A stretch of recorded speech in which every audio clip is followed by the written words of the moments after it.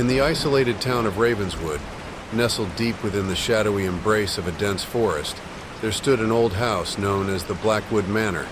The mansion had been abandoned for decades, its once grand facade now a crumbling relic of a bygone era. Over the years, it had become the subject of dark rumors and ghostly tales, whispered among the townsfolk who dared not venture near.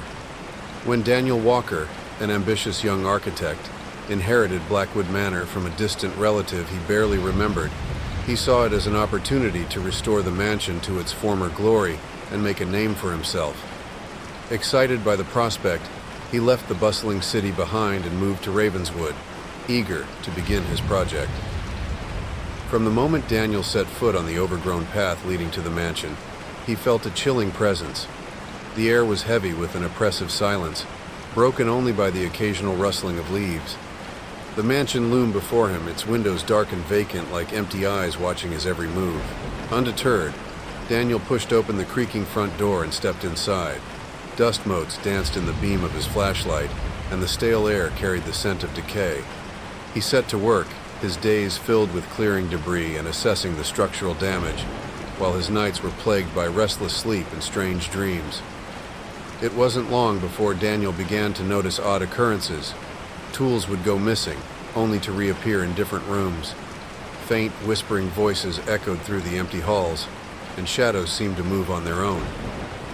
He brushed off these experiences as tricks of his imagination, the result of stress and fatigue. One night, as a storm raged outside, Daniel was awakened by a loud thud. He grabbed his flashlight and followed the sound to the basement door, which had somehow swung open on its own. Taking a deep breath, he descended the narrow stone steps, his heart pounding in his chest. The basement was a labyrinth of old storage rooms and forgotten relics. As he explored, the whispering grew louder, more distinct. It seemed to be calling his name, beckoning him deeper into the darkness. Daniel's flashlight flickered and then died, plunging him into complete darkness. In the pitch-black silence, Daniel felt a cold breath on the back of his neck. He spun around, but saw nothing. Panic set in, and he fumbled for his lighter. As the small flame illuminated the room, he saw something that made his blood run cold. Etched into the walls were strange symbols and cryptic messages, their meanings unknown but unmistakably sinister. In the corner of the room stood an old mirror, its surface tarnished and cracked. Daniel approached it, drawn by an inexplicable force. As he peered into the mirror, he saw not his own reflection, but a shadowy figure standing behind him. He turned quickly, but the room was empty. When he looked back at the mirror, the figure was closer, its eyes glowing with a malevolent light.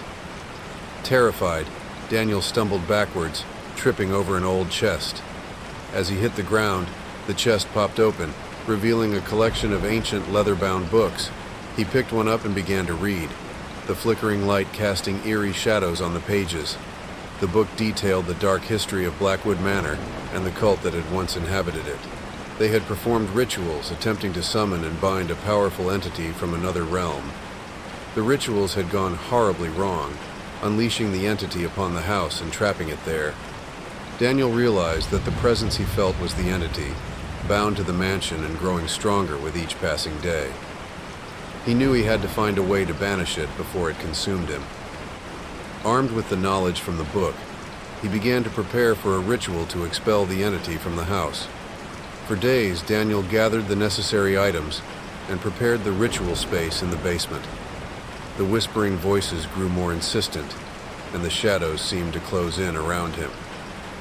On the night of the ritual, as another storm raged outside, he began the incantations, his voice trembling with fear. As he chanted, the air grew cold and the room darkened. The entity manifested before him, a swirling mass of shadows and malevolent energy. Daniel continued the ritual, the words burning on his tongue. The entity shrieked, a sound that pierced his very soul and lashed out at him with tendrils of darkness. Just as Daniel was about to give up, a brilliant light filled the room, pushing back the darkness. The entity screamed in rage and pain, its form dissolving into nothingness. The light faded, and Daniel collapsed to the ground, exhausted but relieved. In the days that followed, the oppressive atmosphere in Blackwood Manor lifted. The whispers ceased, and the shadows no longer moved on their own. Daniel continued his work, restoring the mansion with renewed vigor. The townsfolk, seeing the changes, began to view him with a mixture of awe and respect. Years later, Blackwood Manor stood as a testament to Daniel's perseverance and courage. The house, once a place of darkness and fear, had become a beacon of hope and renewal. Yet Daniel never forgot the entity that had lurked in the shadows, a reminder of the thin veil between the worlds and the horrors that can slip through. As he sat on the porch, watching the sun set over the forest, Daniel felt a sense of accomplishment. But he knew that somewhere, in the depths of the night, the echoes of the past still lingered, waiting for the unwary to awaken them. Several months later, Daniel's life had settled into a comfortable routine. The restoration of Blackwood Manor was nearly complete, and the once foreboding mansion had become a place of beauty and light. He had even begun to host small gatherings, inviting the townsfolk to see the progress he had made. The mansion, it seemed, had shed its sinister reputation. One evening, during a particularly lively gathering, Daniel noticed an elderly woman standing at the edge of the crowd. She was frail and stooped, her eyes a piercing shade of blue that seemed to look right through him. Intrigued, Daniel approached her. "Hello," he said warmly. "I don't believe we've met. I'm Daniel Walker." The woman smiled, a thin, almost sad expression. "My name is Margaret Hastings. I used to live in Ravenswood many years ago." Daniel offered her a seat and a drink, eager to learn more about the town's history. As they talked, Margaret revealed that she had once been a servant at Blackwood Manor, long before the house had fallen into disrepair. "I remember the family that lived here," she said softly. "The Blackwoods were kind people, but there was always something strange about the house. They were fascinated by the occult, always dabbling in things they shouldn't have." Daniel listened intently as Margaret recounted the tragic history of the Blackwood family.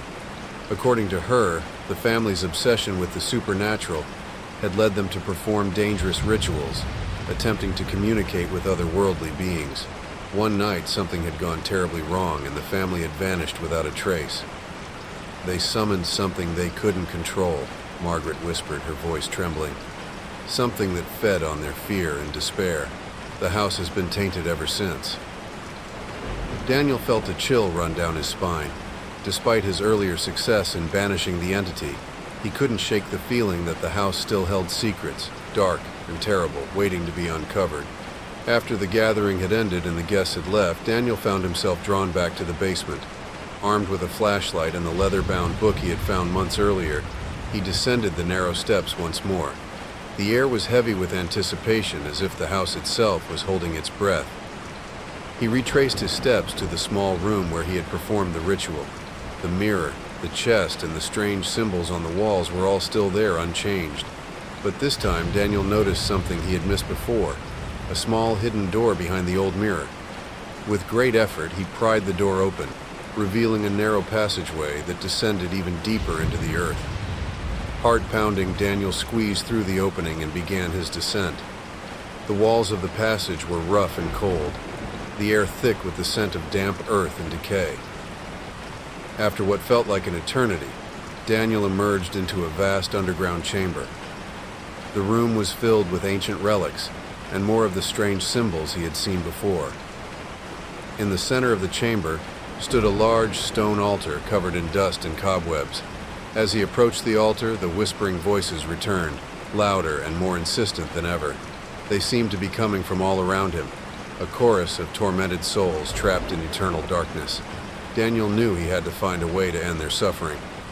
On the altar lay an ancient book, bound in leather and covered in strange symbols. With trembling hands, Daniel opened the book and began to read. The text detailed a ritual to seal the rift between the worlds and banish the entity once and for all. Determined to free the trapped souls and rid the house of its dark presence, Daniel gathered the necessary items and prepared the ritual space. As he chanted the ancient words, the air grew cold, and the shadows in the chamber seemed to come alive, writhing and twisting like living things. The entity appeared once more, a swirling mass of darkness and malevolent energy. It lashed out at Daniel, its tendrils of shadow cutting through the air like knives. But this time, Daniel was ready. He continued the ritual, his voice growing stronger with each word. The entity shrieked in rage and pain, its form flickering and dissolving. The chamber was filled with a blinding light, and Daniel felt a surge of power as the rift between the worlds began to close. With one final desperate scream, the entity was pulled back into the void and the chamber fell silent. Exhausted but victorious, Daniel collapsed to the ground. He had done it. The entity was gone, and the trapped souls were free at last. As he lay there, catching his breath, he felt a sense of peace and relief wash over him. In the days that followed, the atmosphere in Blackwood Manor changed completely.